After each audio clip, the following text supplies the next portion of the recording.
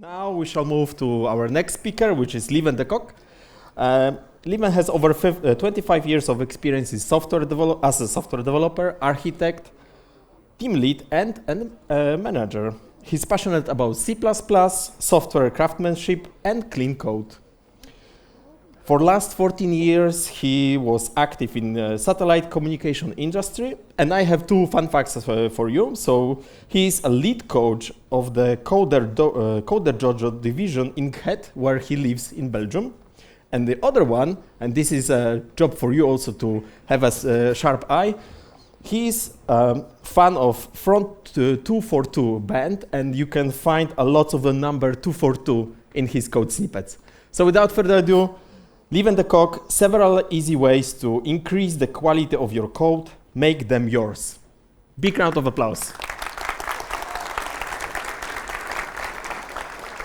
Okay, good morning everyone. Thanks for the nice introduction. We're going to talk about software quality and how we can improve things. We're going to look at two different spots during the software development process, shift left at compile time and also at runtime. The first three bullets on the agenda is at compile time, and then we're going to also have a look what kind of tools can help us out at runtime. The scope of what I present was prepared on Linux and cmake. I know a few of those things also might work with the Microsoft Visual Studio compiler. I don't know, I didn't try it.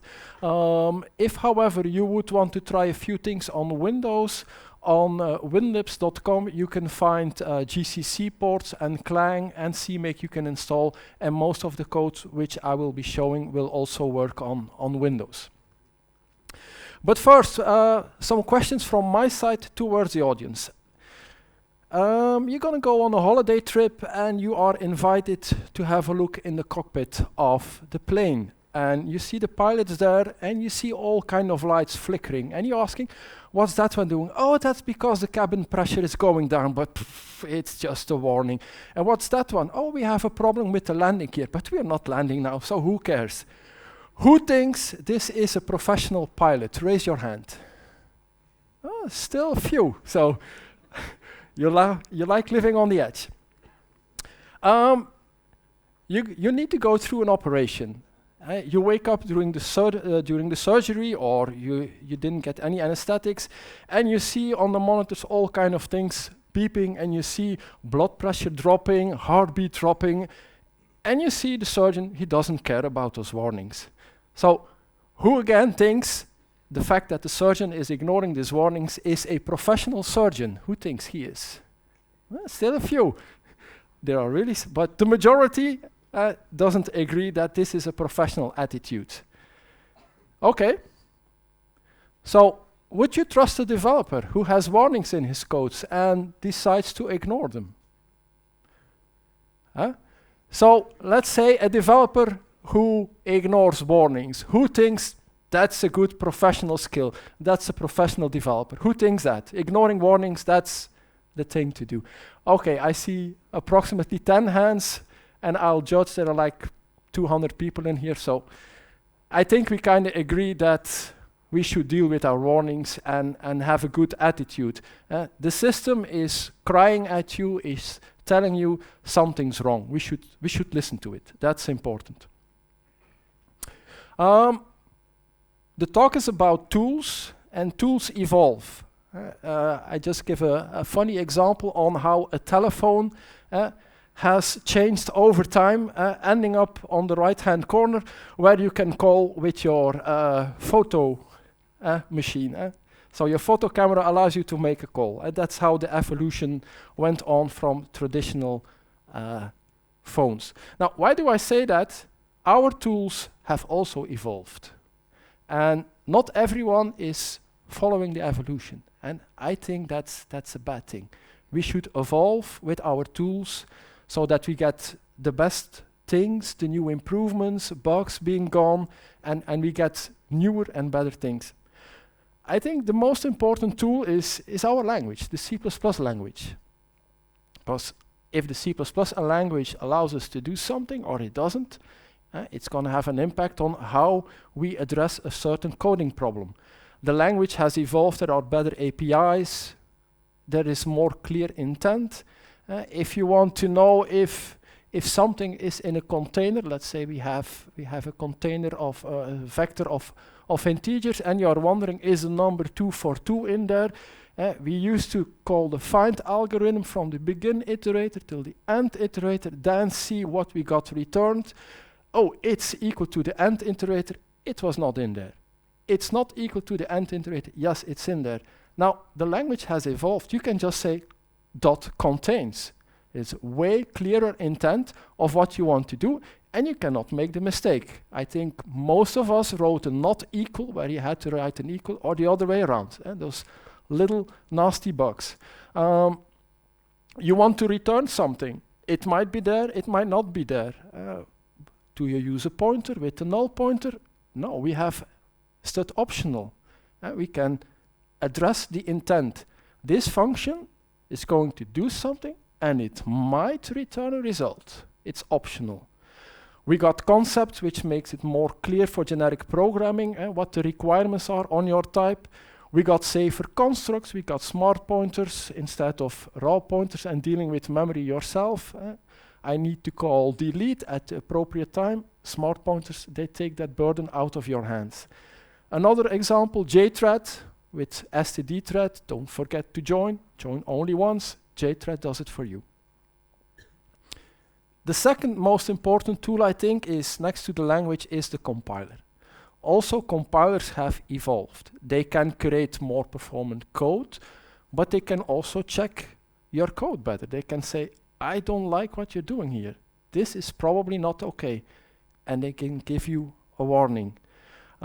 Sometimes I hear people talk, oh, we should use static checkers. Let's buy an expensive program, and if we use that, we're going to have quality, while they have warnings. First, listen to your compiler. Ensure that you please the compiler, then take the next step. Go to the static checkers. We will see examples of that. So, use an up-to-date compiler. Even when you compile your code for production with an older compiler. As it was mentioned, I work in the satellite communication industry. We create embedded platforms, and our current compiler is GCC 13, which means we're 2 versions of that compiler behind. But the way that we have created our code, it's platform independent. It can run on the embedded platform. It can also run on my laptop. Of course, my laptop is not going to send any signal to the satellite. But the code, I can compile it and I can run it on my laptop, which means, although we cross-compile with GCC 13, on my laptop, I'm going to compile it with GCC 15. Next year in April, we will compile it with GCC 16. If GCC 16 does not like our code, we are going to adjust it, even though the production compiler was still GCC 13. Try to use std types as much as possible. Qt-foo, I think, is worse than an std-foo. Even if you have legacy code and 20 years ago you wrote your own string class because your compiler could not do std string, those days are over. Abandon it. Yeah, but we made it, our precious little class. Sure, you loved it. Its use is over. Go stick to standard things. Also use up-to-date standard flags. Maybe in production you're saying, we are going to compile the code with C++20. As I mentioned, I'm also compiling the code on my laptop. On my laptop I'm saying, we're going to also compile with C++23. So we compile multiple times. We compile, let's say, with C++20, because that's the standard we use for production, but the same code is compiled with C++23, and we fix the issues. Of course, we don't use the features yet from C++23, but the compiler has improved and can tell you what's wrong. A simple example, in C++20, if you had a lambda, you should be very clear if you want to capture the dis pointer. Before, you didn't have to say anything. The dis pointer was automatically captured. Good, bad? It was considered as a bad practice. Turning on the C++20 flag, compiler didn't agree anymore. We fixed it. We were ready for the future. Treat warning as errors. That was the thing I started out with. A system is saying there's something wrong. And it are not two humans discussing, yeah, but I like black, I like white. The computer is very neutral. The compiler is saying, we don't do gray, period. Listen to it. And understand the warnings. And know when to carefully suppress them. Sometimes there is a warning that you say, in this piece of code, I know what I'm doing, I'm going to suppress it. But have a good explanation for it and document it. Document it in the code or somewhere else. So if somebody comes along later on and says, oh my God, I'm going to fix this quickly. I'm going to fix this warning, but maybe performance could be hit. And turn warnings into errors so that your build breaks. Then you cannot ignore them. And somebody cannot reintroduce it. Because the build is fine now, no warnings. If we turn warnings into errors and somebody reintroduces a warning, the build will break. And when you're at level 0 and you go up to 1 or 2, it's easy to go back to 0.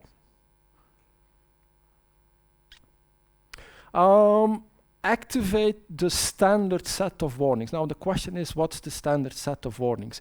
In GCC Clang universe, you have W all, which is not all. You have W extra, which is something more, and you also have pedantic errors. I think that's a good set to start out with. Who is working on a code base which is warning free and where warnings are turned into errors?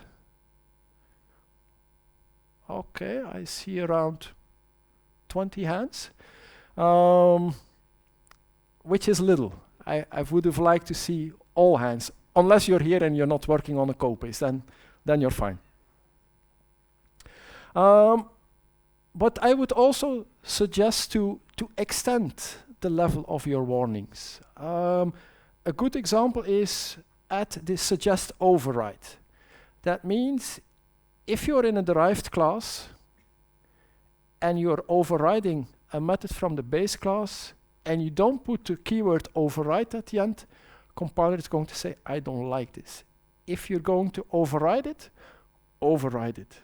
If the override keyword is not there, is my code correct? Sure it is. But what if somebody in the base class is changing something in the signature of that method? Suddenly you're no longer overriding and everything might still compile. And suddenly the base class version of that method is being called instead of the derived function. Safety, better be safe than sorry. So put that extra keyword override there. It will be easier later on also for refactoring. Somebody's changing the base class. Ooh, it breaks over there, it breaks over there. Oh, somebody also override it there. I had no idea. Compiler is having your back and it will tell you. Another tree that they are not active in our code base yet, but in my IDE, I have them active, and every year I'm saving colleagues their problems. Minus W shadow. It's not a good thing. For the language, it's okay. I have a variable in the outer scope called foo, and in the inner scope, I redeclare it. That's fine. You have the usage within the inner scope, and then you leave the inner scope, and suddenly the foo from the outer scope is active again. But there are too many bugs happening where you're meddling with the inner scope while actually you wanted to change the variable in the outer scope. Give it a different name, or maybe better. Why is there an inner scope? Should there be an inner scope? Maybe it should have been a little function. And in that function, you can have the same name because that's a completely different scope. So sometimes these kind of things are also with related to the design of your code, all the nesting, and suddenly you need 3 screens to see a line. It's an indication that something is wrong. W-switch enum and W-switch default. Typically they go in pair. You have an enumeration and at some point your switch casing over all the enumerations. You have this over there in the code base, over there, and at a given moment somebody adds an extra enumeration. Compiler is going to say in all those other cases, you did not explicitly deal with it. Let's say we have an ancient traffic light, red and green, and then suddenly come up with the invention, orange on a traffic light would be interesting. So the enumeration is extended with orange. If these two warning levels would not be there, all the other code would continue to compile, but maybe the other code needs to do something with the fact that orange was added to the enumeration. So it can be a burden. Oh my God, I need to adjust it. Yeah, better be safe and sorry. You enforce to think about it. And then you have a conscious decision. And maybe then in some switch on that enumeration, you say, over here I'm going to treat orange as if it was red. But it's a conscious decision. It's not, okay, whatever the code was in the past, it's near the default, what would that be? Orange is like green. Push the gas pedal. Probably it's better red, push the brake. Yeah, be professional. Software craftsmanship. Do not accept lazy excuses. We're humans. We love lazy excuses. If you can get out of a job, sure, let's try to do it. Don't do that. Not when you're a professional developer. And if you would suppress a warning, not everything can be fixed in 1 minute, have a plan. Have a detailed plan saying, we are going to suppress this warning, but we now create a plan on paying back this technical debt. And continuously improve on it. Don't say, in next week, 10 developers go sit in a room and fix all that, everybody's going to focus on fixing that warning. No, spread it. This sprint, let's fix with the team 20 of these warnings. Oh, but we have 200 of them, it will go slow. It might go slow, but at least this sprint you took 20. Next sprint you took 20. By the end of the year, things already start to look way nicer. And that's how you get there. But do it. If you want to turn off a warning in GCC and Clang, a warning foo typically also has a no-foo flag. So no array bounds checking warnings in this case. So you can do that, document it, and come up with a plan.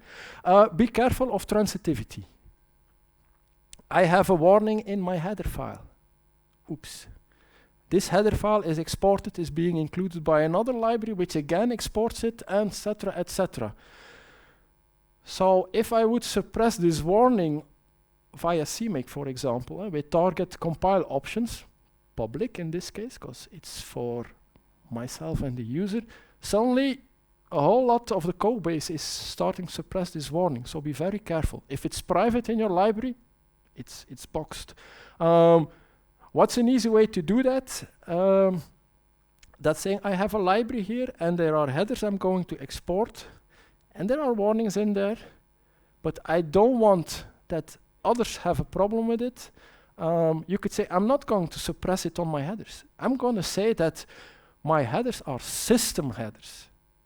Because if a compiler would be honest, it should complain on std headers.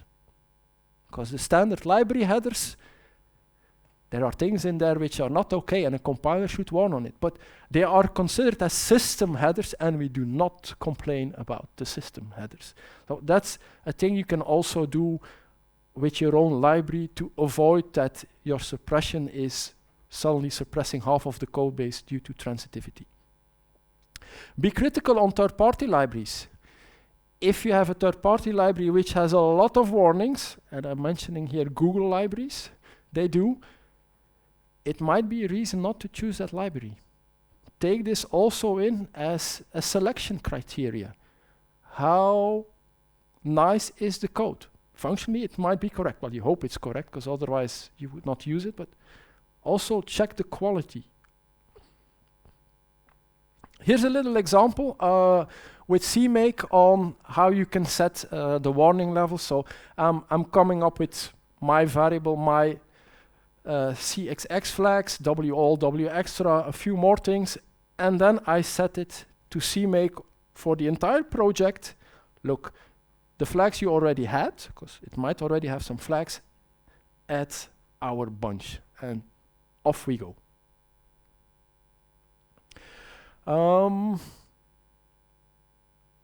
In C++, people want to get rid of the preprocessor, that ancient beast we inherited from C. So what if you have if-defs in your code? Let's say you just have one if-def. It would mean that code needs to be compiled twice. Once with the if-def defined and once where it's not defined. Because somewhere there is code, if defined foo, let's do this, else let's do that. So you want to have both branches compiled. A better approach of an if-def is const expr-if. With const expr-if, the compiler knows which branch it's going to use and which one is going to end up in the program. But both branches need to be correct. So the compiler is checking them. So here I have a simple example. As I said, we are doing an embedded platform and we also compile for our laptop. The embedded platform is cross-compiling. cmake knows what cross-compiling is, and if we compile for our laptop, we call that host build. So there is a file which is going to be used as an input to cmake, which is going to define a const extra bool, which either will be true or false. If we're compiling natively for my laptop, host build will be true. If it's a cross-compile, it will be false. The code snippet on the right-hand side in cmake is doing that. On line 11, you see if cmake is cross-compiling, we're going to set it to false. cmake writes out this header file, and that's a library we have in our code base, a library with one header file. And we include it where we say, in this code, we need to do this if we're cross-compiling, but in order to run the code also on our laptop, we need to do something else. We cannot wait for the FPGA to turn a bit to 1. There is no FPGA. So when we compile for the PC, we say, okay, we can move on, no need to wait, for example. But both branches will be checked by the compiler. If it's with an if-def, only one of the two branches will be checked with your compiler, and you should actually compile again with yet another if-def on. And if you start combining the if-defs, yeah, where does it end? So the compiler is our friend, the second most important tool. But there are multiple compilers. And our code can be compiled with our cross-compiler and with a more modern version of GCC for the laptop. But when I'm on my laptop, I can also decide, let's use the Clang compiler. Two compilers see more than one compiler. Sure, they overlap. But there are regions where they then do not overlap. And when I activated the Clang compiler on our code base, oh boy. Weekends, evenings, it took me a lot of time because GCC was happy, but Clang did not like our code. And Clang was right. It found a lot of that code. Variables being set, never used. Functions being implemented, never called. For GCC, everything was fine. Clang says, but this is useless code. Great, remove code. And yeah, burn those CPU cycles in your CI pipelines. Compile with your cross-compiler. Compile with the system compiler of some laptop. Compile with Clang. Compile with yet another compiler. Compile. Make the machine compute. It's a computer. It needs to compute. Make it work for you. Now, how do you add the Clang compiler in your project for cmake? Typically on Linux, if you want to invoke cmake to generate a build system for you, by default it's going to use GCC, so there is very little we need to say. And we say the build type, okay, I want release, I don't want debug, and put it over there in that directory, and then we invoke it to build. That's it. So how do I specify that it should be the Clang compiler? There are two variables that you can set for cmake, cmake C compiler and cmake CXX compiler. You just set them. So now when we invoke cmake, we still say, I want build type release, but the C compiler, cmake C compiler is Clang, cmake CXX compiler is Clang++. and have cmake generate your build system, and then build, and you are using the Clang compiler. It's as easy as that. Second thing, LLVM, the Clang compiler, has implemented the standard template library from scratch. So you can use Clang with the GCC headers and the GCC implementation of the STL, or you can say, no, no, no, I want the one from Clang. Do that. It was, I'm not saying it is, but it was way cleaner in header files.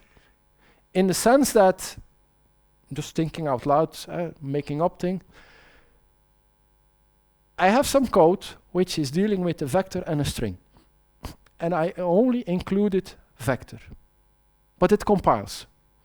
Let's assume that the GCC compiler was also including string somewhere on the inside of its vector headers. That's why it compiles. Clang was more clean and came to the conclusion, why on earth would vector include string? That's not needed in their implementation. So my code breaks because the Clang compiler says std string, what's that? I have no clue what it is. And you can say, yeah, but it works with GCC. It works with this version of GCC. I think between 2015 and 2019, each time when we stepped up the GCC compiler, our code didn't compile. A very popular header which was missing from includes was functional and optional. So for that purpose, also try to use Clang's implementation of the standard template library. And for that you need to provide 2 more flags, which you can see here on the screen. So an invocation of cmake would now look like this. This is a C compiler, this is a C++ compiler. These are the linker flags where I tell you to use libc++, and that's the Clang version, and also the CXX flags. Have it generate your build system, and off you go. Okay, so much for compilers. Let's turn to the main topic of safety. This is an example from Herb Sutter, which he used in his talk, and I'm also using it over here.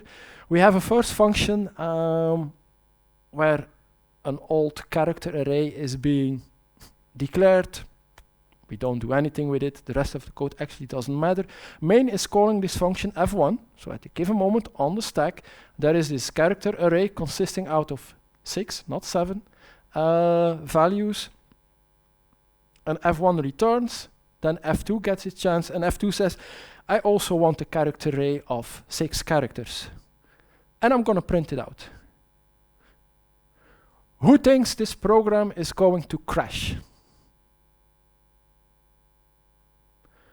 Who thinks it's going to print out nothing? But not the word nothing, but really nothing. Okay. Who thinks it might print out secret? Okay. Who thinks it might print out secret and some more stuff? Okay. Yeah. The latter ones are correct. So while on line 13 nothing was initialized, we end up in the same memory locations of the stack where f1 had put its stuff. f1 is gone, f2 comes, we're in the same location of the stack, we did not initialize our memory, there are values there, look, we got hold of the secret password. Not initialized, undefined behavior, as you heard from John's talk, C++26, erroneous behavior. This is when it was compiled with GCC, it prints out secret. And when it was compiled with Clang, it prints out secret and some funny characters. Which is normal, because the secret from f1 were 6 characters. There is no terminating 0. For GCC, apparently, there was zeroed memory after it. For Clang, it was not. So Clang is moving on until it finds a 0. Were the compilers of any help? Clang, no warning at all. GCC gave a warning with -w all active. It gave the warning that maybe the code was not initialized on line 14, where we start using it, which is correct. At that moment, we're printing out the character array in F2 and it was not initialized. So it's good that GCC gave a warning. We're going to move to static checkers later on, but on this example, were the static checkers of any help? clang-tidy did not complain. cppcheck did complain. cppcheck says this variable might not be initialized. So that's good. There is a system, the compiler, or at least one compiler, and another system is having our back and is saying, wait a minute, your code is wrong. And it's plain wrong, the code. It's plain wrong, no discussion in this example. Okay, so that brings us to static checkers. As said, your first static checker, that's your compiler. Your compiler is helping you out, listen to it. Next to that, move on to static checkers. Because a compiler has a limit on the things it checks. It could check more, why not? But then, yeah, your compilation might take a while, so start using static checkers. We will have a look at two of them, cppcheck and clang-tidy. Both are for free. They are also commercial static checkers, but I'm limiting myself in this talk to free tools. Let's start with cppcheck. No, wait. Let's first talk about the inspection strategy with cmake. There are two options. You could say compile and check. So cmake would have to compile main.cpp, and let's say there was a second source file, foo.cpp. So what cmake then would do, it would invoke the compilation commands, and the outcome would be, let's first static check foo.cpp, compile foo.cpp. Then let's static check main.cpp, and let's then compile main.cpp. That's one strategy. A better strategy is when you have cmake, it can generate a compilation database, which contains all the compile instructions for every file that needs to be compiled in your project. And when you inspect such a compilation database, you see much more information. You see all the defines which are active. So that means there is much more information present for the static checker to work with. So what happens then is you have cmake generate your build system on the left-hand side, and as an output of that, we have that compilation database. And then you say to your static checker, take this compilation database and go ahead. There was even no need to build the code. There are reasons that you could say, I'm going to build the code anyway, and that could be when in your project, somewhere, someone is generating code. Let's say you have some, I don't know, YAML files or JSON files which are being processed by a tool and it generates C++ code. Well, maybe you want that C++ code also to be inspected by the static checker. Then you could say, let's first build everything, because then those files are also generated, and then the static checker can have his play with it.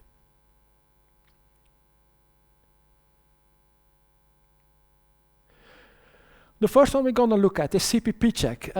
That one already exists for a very long time, 18 years at this moment. I think I started using it in 2009, and I have very good experience with it.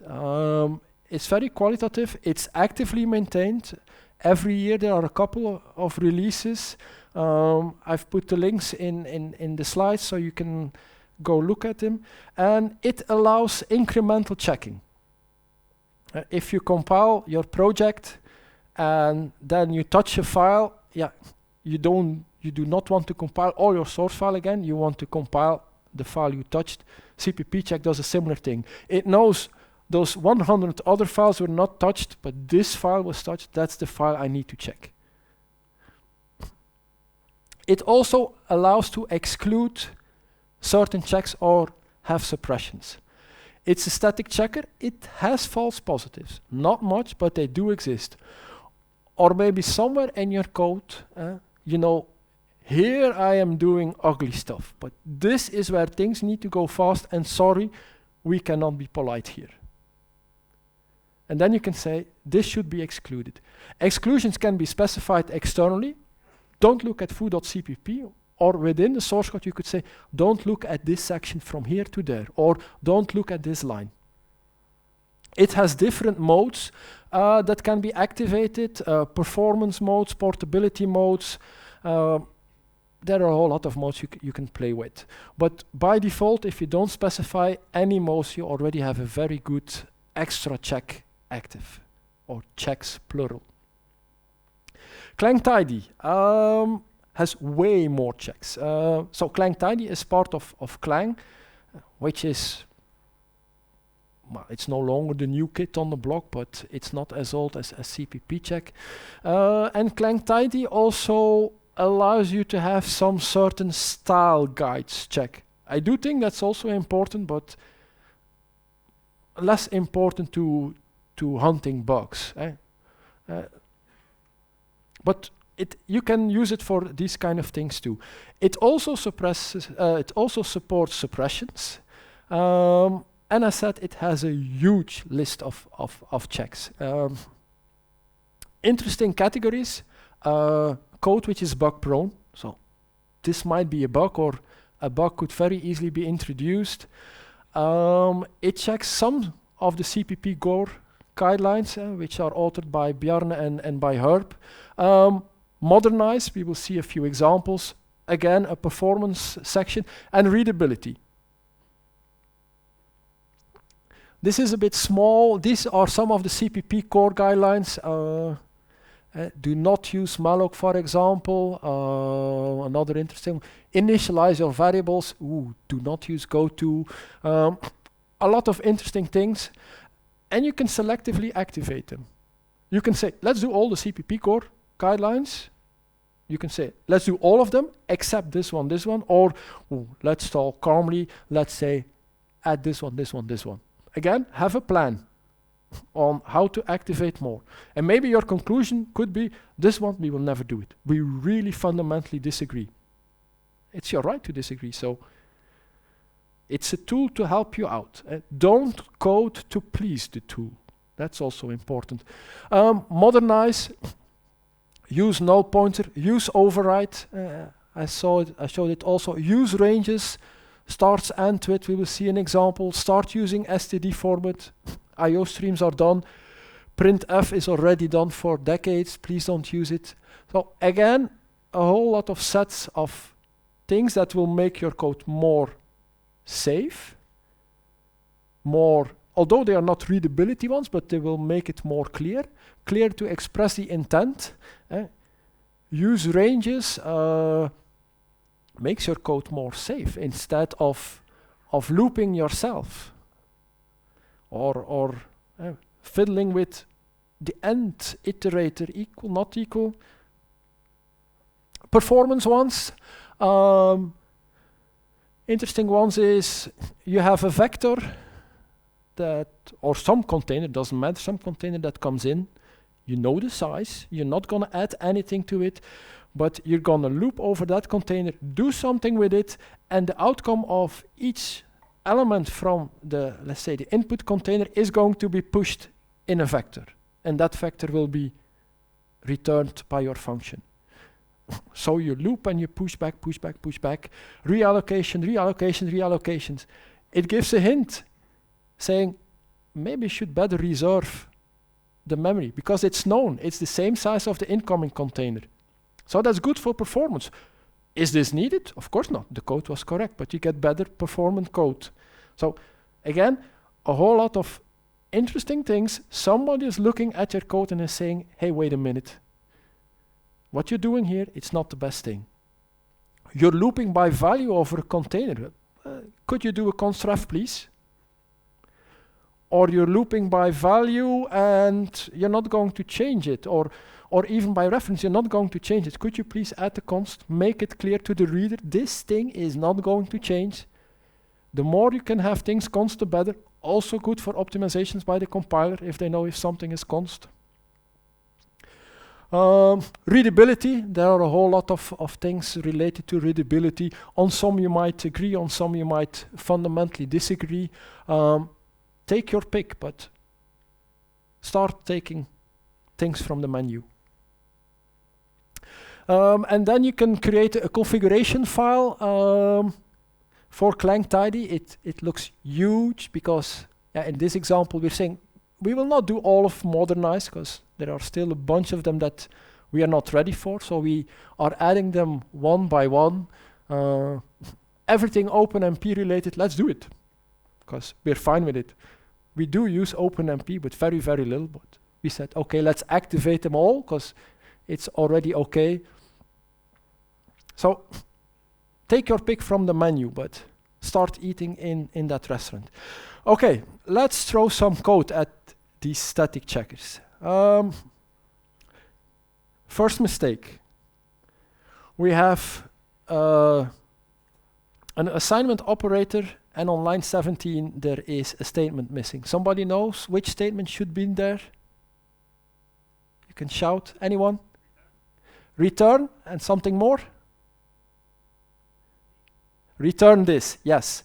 We should return ourselves because the return type is a reference to ourselves or a reference to our class type. That's missing. Line 22, do something with a vector of ints, which we pass by value. Whoa. Let's pass a big container and make a copy of it. The code is most probably correct, and there's nothing wrong with it, but it's not the best thing to do. We have a function which is going to throw, and it's being called by a function foo, which claims to be no except. And on line 34, we are returning the return type of will throw. Will throw does not return anything. So the return keyword is a bit silly. It should have been just call will throw, and then will throw is throwing something while we're in the context of something that claims I'm not going to throw anything. No. Which means terminate the program. We start with the Boolean value, we initialize it to false, and then if x is bigger than 2, we put it to true, otherwise we put it to false. And then on line 48, before value is even used, we change our mind and we say, it's going to be true anyway. So, in this example it looks silly, but imagine there are like 10, 20 lines of code in there, although we all have small functions, but that colleague from 10 years ago left you a nice present. F1, simple function, we have a vector of strings, xa, xb, xz, and what the hell are we doing? You have to study the code. So we're going to loop over all of them by value. Let's make a copy, who cares? And if it doesn't start with an x, we say, does this thing container has something that contains an x, is set to false, and we break out. And we print out the result. Okay.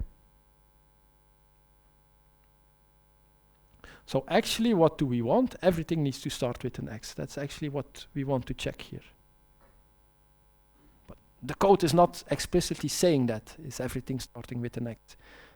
The moment we find one which does not start with an x, we break out of the loop and we say, yeah, I found something that does not contain an x. So not everything is starting with an x.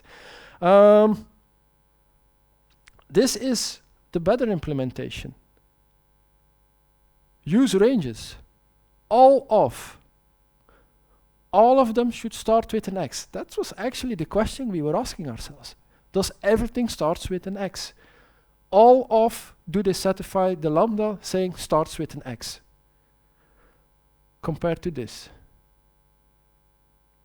We could not even fall in the trap of having a copy. Because we are not looping ourselves. Don't loop yourselves.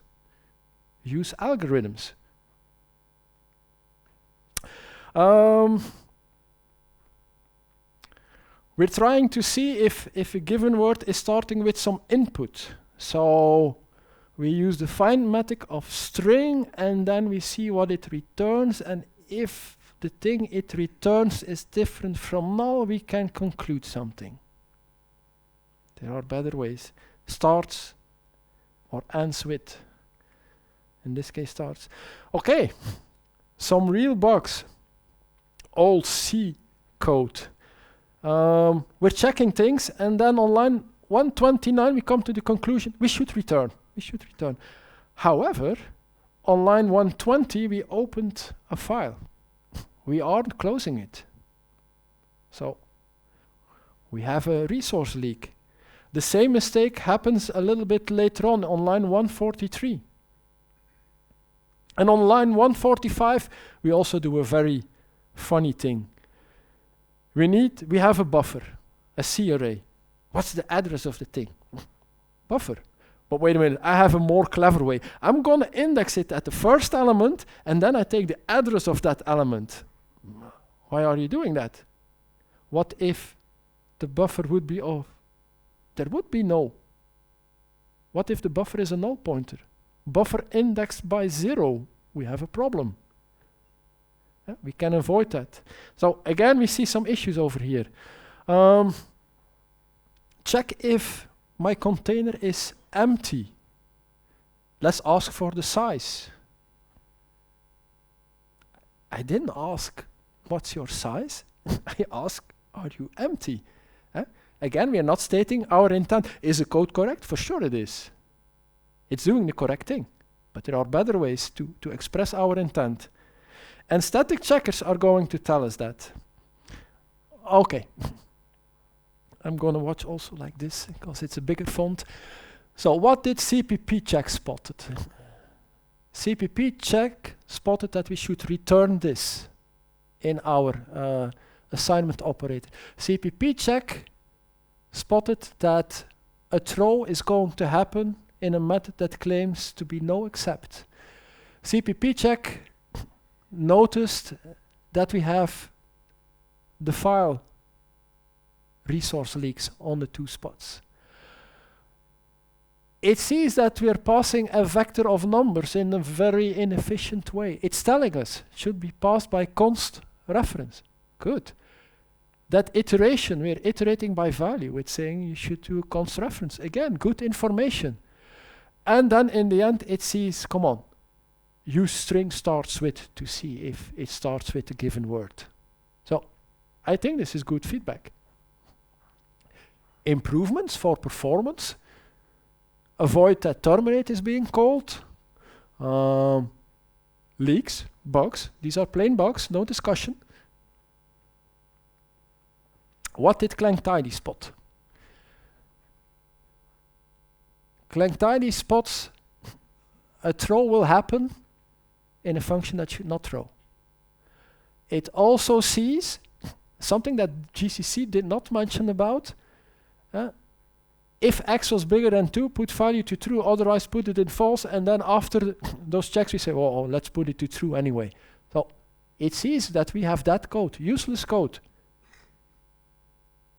Might be a bug, it might be a bug. Maybe at the end changing our mind was not the intention, and that's the bug.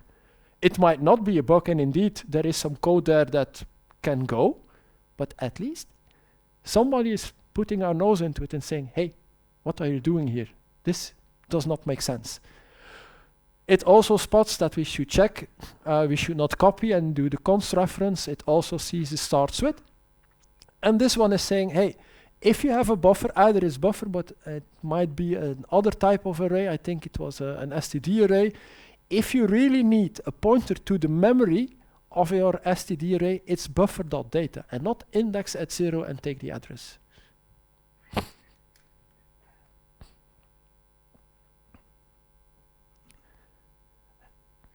Is my container empty? Well, call the method empty. Don't call size. Who knows? Maybe you have a crappy implementation of the STL that says, I'm not going to spend some memory on keeping track of the size of my container. The moment you ask for it, I will count them. Would be a stupid implementation, but would be costly. While the question was, are you empty? Oh yeah, I'm empty. I didn't have to count 1,000 entries.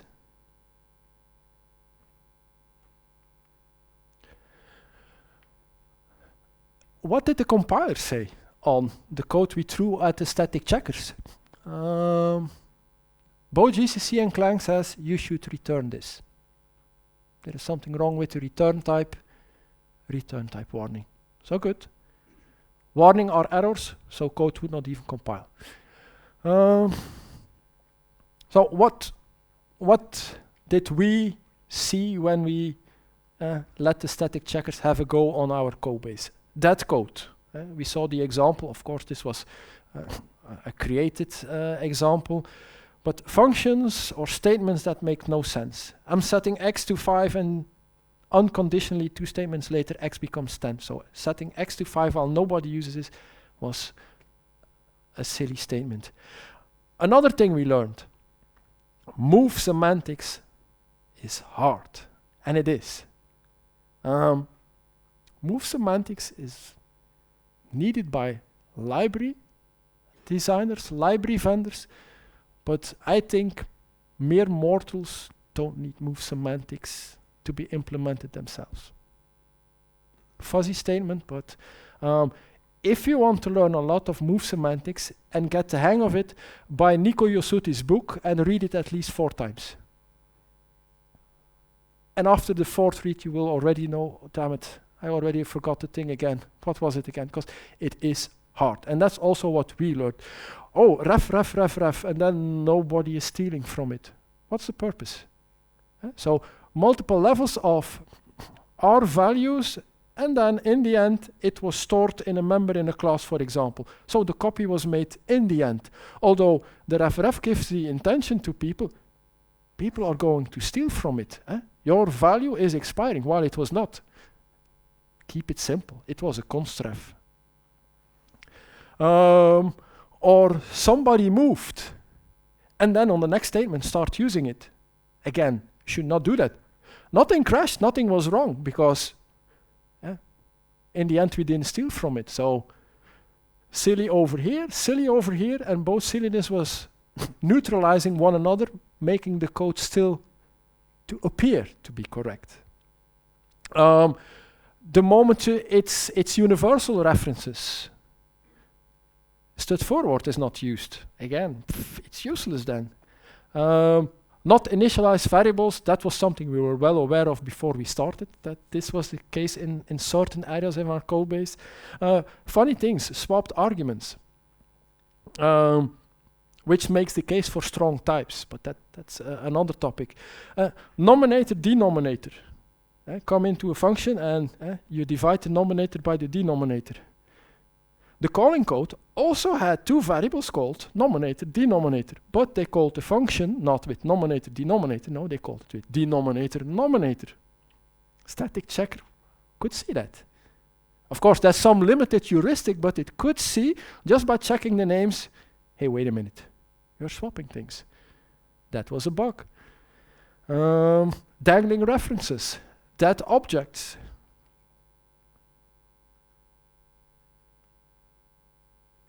Come on, help me out. Okay, shift left, do as much at compile time before you start running code. Now we're going to start running code. So at runtime, somebody is looking along when our program is executing to see if we make mistakes. A tool which already exists for a very long time is valgrind. The benefit, you do not need to recompile your code. The drawback, it's a huge slowdown when your program runs. If your program is time sensitive, it might not behave correct anymore. So you have to see what's possible, what is not. It has several tools. The most popular tool is memcheck. So it's hunting down for memory leaks, double freeze, memory corruption, etc., etc. A little example. We have the function whoops, which is going to throw, and nobody is catching that, so the program will abort. We have a first function where we knew an int, and the second line we wrote was then delete of that. Yay, see? We know how to do it. New and delete. Nothing can go wrong. And then, over time, a function came in there called whoops, and suddenly this function is throwing. We'll never reach line 15 anymore. Yeah. Smart pointers, that's the answer. So we have a leak in this program because whoops is called. Function F2, let's new an array of thingies, but let's delete it as a scalar. That's again a memory leak. The main program is catching the throw, because otherwise the program would terminate. So F1 and F2 are called. Did we get any help of the compilers? GCC 11 and 14, nope. When I prepared this talk over a year ago, at that time the compilers I was using was GCC 14, because there was no 15 yet, and Clang 19, because 20 did not exist yet. Today, latest versions of those compilers are 15 for GCC and 21 for Clang. So indeed we can see that Clang 19 is saying that delete is being applied where the array form of delete should be needed. So that would be good. It would already been spotted with Clang at compile time. Shift left. Great. Are the static checkers helping out? cppcheck, all fine. clang-tidy complains about the same thing, that array delete should be used and not plain delete. How do we run valgrind? We give it some compiler some command line options. We sell it. Yeah, we're gonna do leak checking full. You should track the origin so that we can say where it came from, blah blah blah, and we give it our program, and off we go. And this is the output we get. So let's see, a mismatch new delete of size 4 in F2. Okay, delete, array delete. Perfect. And do we have something else? Definitely lost in function F1. This tool is telling us where we have memory leaks. So run your program, run your unit test through valgrind. At least you already have some information. Again, just make that computer compute and inspect the output. Valgrind, again, is for free. We haven't spent a zloty, a dollar, or what's the national currency of Poland? Oh, sorry to the Polish people for the mispronunciation. A dollar or a euro. So, how can you invoke valgrind on your unit test? If you use the cmake ctest ecosystem, you run ctest on your unit test, but if you tell ctest -t memcheck, it's going to run valgrind on your test. So it's running your test as before, but it's invoking them through valgrind. I'm running here 2 programs as unit test, the one we just saw with the 2 leaks in F1 and F2. I'm also running Herb's example, secret 1, and we see that as executable themselves, they run, they don't crash, but when valgrind is looking, it says no, and the test is going to fail. So ctest is going to say, we have some failed tests over here, which is great.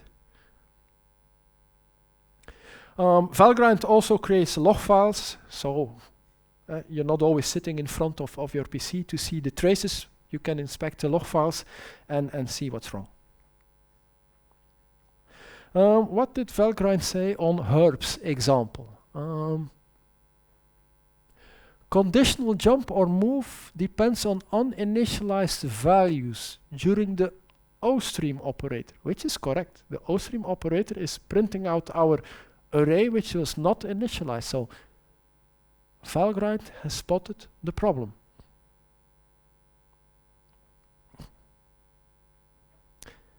That's valgrind. And at a given moment, the sanitizers came into existence. There are several sanitizers. We're going to have a look at the address sanitizer, the undefined behavior sanitizer, and the threat sanitizer.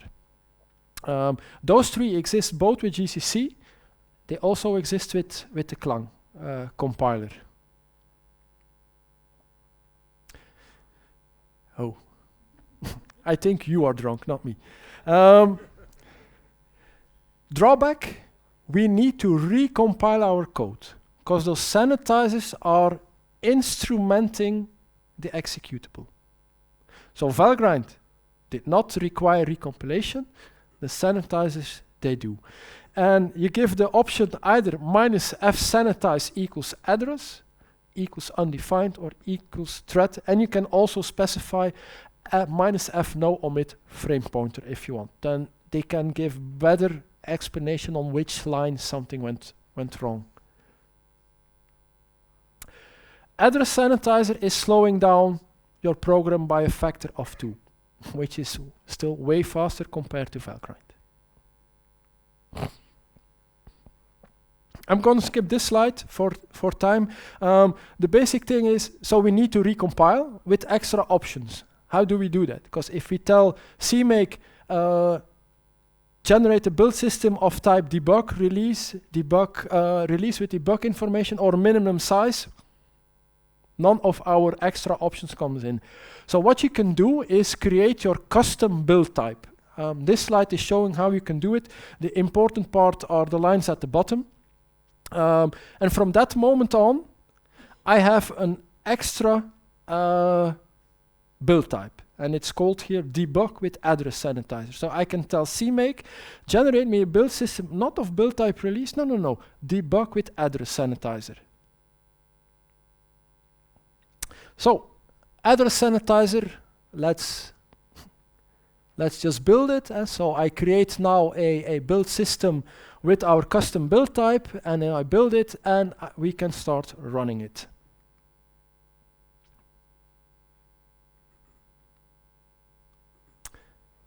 Okay. First thing we see, our tests are now failing. We built the executables, we told ctest to run them, and they fail, both. Without address sanitizer, we saw they passed. Now they fail. That's good. So let's have a look why they are failing. We are looking at which one over here. Stack buffer overflow. Yes, we can understand why, because that buffer array was not initialized and cout was consuming more. Remember the funny symbols we saw? So we're out of our buffer. A stack buffer overflow. Yeah, so this is good. Some more stuff it gives. The program we created for valgrind with the 2 leaks. An allocation deallocation mismatch. That was the F2 function. It's not mentioning the leak of F1, where we allocated an int, then whoops, and we never reached the delete. It's not mentioning it. We will see later how we can make it do report it. It can report it. And the thing is, it stops at the first issue. We need to tell the address sanitizer when we invoke it, or when we invoke our address sanitizer instrumented executable via the environment, we can say, don't stop at the first problem, but keep on going and give us all our problems. An out-of-bounds example. Yeah, this one is very trivial. So we have a vector with 3 elements, and we decided to assign something to the 5th element. We do it once immediately in main, and we also do it, hide it away a little bit in a function. Compilers are fine. There might be compilers at a given day that can spot it. At least 14 and 15, I think a compiler could spot it because, yeah, it's in their face. But both, they were all fine. Valgrind, yeah, it did spot that we are in 2 places. line 15 and line 16, and then the one calling a function, main cpp8. So main 8 is this one, being called from where it is, from here. So we see that it spotted both spots. That's good. Address sanitizer only spotted one. And I think even when you tell it, keep on going, it remain at that one. Now, again, we see that our tests are failing. They are all in the red. If we would not have run our address sanitizer and yay, we have unit tests and we run them, everything would be fine. So now they are no longer fine. So in absence of it, looks everything is great. All tests are passing. Yay, what a good job we did. Turn on the address sanitizer and suddenly it's like, no, the tests are not passing. There is something wrong in your code. So if you don't want the address sanitizer to stop at the first issue, you can specify an extra, let's say, environment variable setting. ASAN options is halt on error equals false, and then the program you want to run. And with the valgrind leak, we now see that they are both spotted. The new int and then the array int. Undefined behavior sanitizer. It can statically determine out of bounds. It can find null pointer dereferences, signed integer overflow, and reinterpret cast misuse. Now, reinterpret cast misuse, that's a really funny thing. That has to do with type punning, and boy, go look on YouTube on talks on type punning and it will blow your mind what funny language we are in. Undefined behavior sanitizer did not spot anything on Herb's example. That was a bit a pity. It would have been nice. It spotted that undefined behavior. Okay. Compilers have no issues with this piece of code. cppcheck is spotting something. clang-tidy too. They are spotting that we on line 15 we are dereferencing the null pointer. Yeah, obviously we spelled it out, but imagine this was a pointer that came from somewhere else, then the compilers would be lost. Static checkers too, because we really spell it out, but when we run this unit test without the undefined behavior sanitizer, it's going to crash because we dereference the null pointer. But we have no information, as you can see. Segmentation fault, core dumped. Yes, thank you, now I know what's wrong. So when we run it with the undefined behavior sanitizer, we get feedback. It's telling us that we are dereferencing a null pointer. It's still crashing as hard as before, so we run our test or program, whatever, it's crashing, but we got extra information. Makes our lives a bit easier to go hunt down the problem. When you run your tests with the undefined behavior sanitizer under ctest, again, the tests are failing. Before it was also failing because it was crashing, but now it's failing with feedback. Let's ignore what cppcheck saw because, and clang-tidy, it's because we spelled it out so explicitly. Integer overflow. Let's go sit at the biggest integer number and add 1.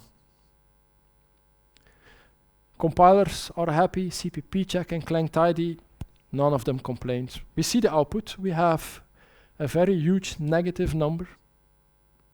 That's not what we want. Somebody should tell us that something went wrong. When we run it through the undefined behavior sanitizer, or we instrument it with the undefined behavior sanitizer, it is spotted. It sees we have an integer overflow. Our tests are going to fail, and we know why. Type punning. In this small example, we have an array of 5 characters, B, C, A, D, E, and we want to use the first 2 bytes as an unsigned 16. And it looks like it prints it out correctly, calculated, it's correct. But this is undefined behavior. This is wrong, this is plain wrong. for several reasons. First of all, this character array is probably byte aligned. And uint16 needs to be 16 bits aligned. So there is 50% chance that the start of the buffer is not 16 bits aligned, but only 8 bits aligned. That's why it's not correct. Second problem, there is no uint16 coming alive. So the moment we use it, we are using an object that was never born. Reinterpret cast is not making it alive. Type punning, I think we can fill another talk for 90 minutes. It's mind-blowing. Undefined behavior sanitizer spotted it. Load of misaligned address. For this one we have a solution. Memcopy. Memcopy the bytes and first construct your object. On line 19 our 16-bitter exists. And then we memcopy to it. Doesn't look that nice. Solutions are being made to working on these kind of things. I think Andreas will be talking on a similar topic like that for type punning, for getting, let's say bytes come in from the network, and you know that's some representation of your object. How do you get it in your object? And then we have the thread sanitizer. This one tries to detect data races, deadlocks, multi-threading problems. Again, it's slowing down the execution of your code. Unfortunately, it also requires some more memory, but at least you have help to go spot your multi-threaded problems. We have a very, very stupid example, which works. So main says, I'm going to have a Boolean flag and I'm setting it to false. Then it kicks off a thread, the producer thread, and gives this Boolean flag as a reference. The producer thread says, I'm going to sleep for 2 seconds, and then I'm signaling the flag to true. And then I'm done. After that main kicked off the thread on line 21, it's going to sleep for 4 seconds and then says, let's write out what the flag value is. So time-wise, we see it's okay. Right? 2 seconds, and main is only going to look at it 4 seconds, but where time fits nice today, it no longer fits nice tomorrow. So the program seems to work correctly, but this is bad and incorrect code. There is a race because the Boolean is not protected for multi-threading. So either you need a mutex around it, or you create an atomic bool out of it. Imagine it was an int. And a Boolean, can we read it halfway its transition from 0 to 1? What does 0 and 1 mean? Is it just 1 bit? You don't know, but an integer value, number of customers or something like that. Producer is saying plus 20 or something. Yeah, that doesn't happen as atomically. Neither the Boolean, but yeah, you see really the bits changing when you add 20 to an integer value. So this is wrong, and thread sanitizer spots it. Our test would pass, but now with the thread sanitizer, it's failing. That's good. And on line 13, it says you're doing something which is, there is a write on line 13, which is not synchronized with a read on line 24. Are those numbers correct? Line 13, yes, flag equals to true, and line 24, reading it out. So again, when we instrument our applications, our test for the thread sanitizer, and we run them, tests start to fail and we have feedback. As said, the sanitizer, they exist both for GCC and Clang. The examples I've shown were run with GCC. In this example, the thread sanitizer with Clang is even more verbose.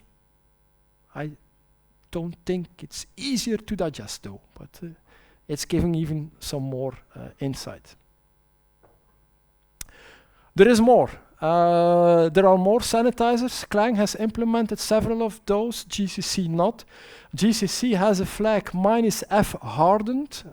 You know, there are also things on hardening the STL, etc., etc. So more and more checking, and we know vector add can throw, vector square brackets doesn't, but maybe somebody can check all these kind of things.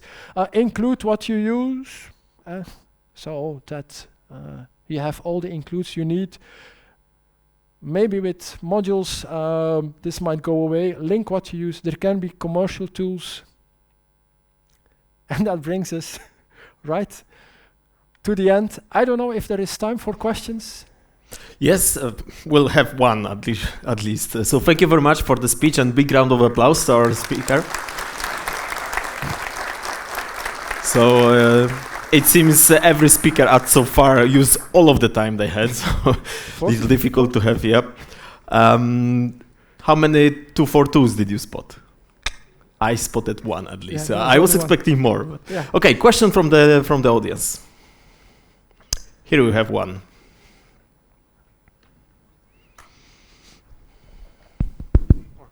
Okay, thank you for your talk. I really enjoyed it. Thanks. I wonder how you do it in practice. Do you use 2 compilers, 2 checkers, and okay? Yes. So what do we do for our unit tests? We build and run them with GCC. We build and run them with Clang. We build instrumented for adder sanitizer GCC, and we run them. Instrumented with undefined behavior sanitizer and run them, and thread sanitizer and run them. And also with valgrind. That's what we do. And we asset our applications that run on an embedded platform can also run on the PC. So we also have tests that interact with, let's say, the PC as if that was that embedded platform. And that application is run on the PC as is, once instrumented also with adder sanitizer, thread sanitizer, and undefined behavior sanitizer. We try to gather as much feedback as possible. And if it fails, thank you for telling us, and we fix the problem. Okay, thank you. That makes sense, considering what you said at the beginning, that we are ready for the future with that. But so one important message, both with these sanitizers and static checkers, Rome was not built in one day. Go step by step, but start walking. Everything you fix and improve now, it is a gain. I have 1,000 warnings of this particular thing, and we fixed 10 today. Yes, great, you fixed 10, be happy. In 6 months' time, the world starts to look different. Continuously improve, go step by step. That's the most important message. Start doing it. In 6 months' time, you're going to look back and you're going to be proud on yourself. And your code base will also be happy. And most probably also your customers, because you are going to find issues. Right, thank you. Again, big round of applause.